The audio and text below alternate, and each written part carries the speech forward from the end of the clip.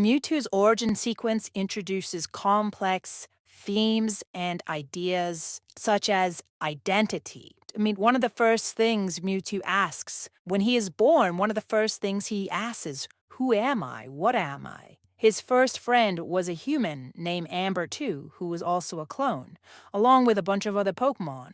And they're telepathically linked. This is probably the happiest time in Mewtwo's life because they're astral projecting into the world, flying around, having fun, just flying around in the sky, carefree. But then Mewtwo learns about death. One by one, his friends die. Charmander, Squirtle, Bulbasaur, Amber too. Whenever two dies, he becomes extremely upset. So they inject Mewtwo with some sort of a chemical, some sort of serum. They spike some hormone in his brain to basically erase the memories. So when Mewtwo is born, when he breaks free from the test tube, he has no lucid memory of Amber 2, but he hasn't this kind of like emotional residue from that. Mewtwo has a sadness and anger in him. And the saddest part is he doesn't know where it's coming from because the memories of Amber 2 were erased against his will. He had no choice in that. And he doesn't really have a way to resolve it either. Because the memories were taken from him, he doesn't really have a way to resolve these emotions, to work through them, to process them. So he's just kind of stuck. He has arrested development. He's stuck in this angry, sad, emotional state. And that wasn't by his choice. It's not his fault. So that's an extremely interesting, complex idea that the film is introducing.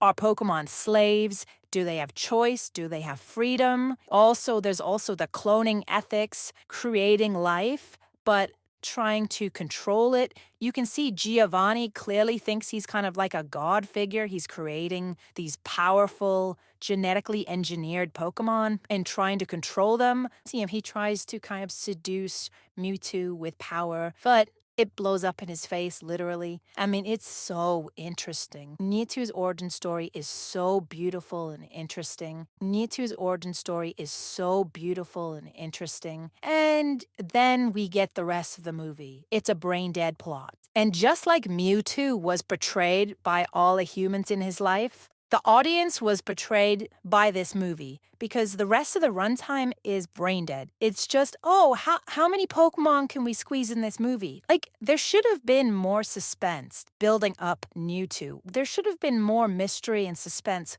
when they first get to Mewtwo's lair. Things just start to happen really quickly. Mewtwo just starts beating up the Pokemon. Mewtwo's motivations aren't really clear. So on one hand, Mewtwo's motivations aren't really clear. So on one hand, it kind of seems like, okay, so is Mewtwo trying to free Pokemon from enslavement? Or is he going to destroy humanity and the traitor Pokemon along with it? And then repopulate with his own superior genetically engineered Pokemon who will be his slaves? I'm just confused. What exactly is the motivation here, Mewtwo? Are you trying to save Pokemon or destroy them? Are you trying to become a god? So it just makes the abrupt change of heart at the end of the movie less convincing.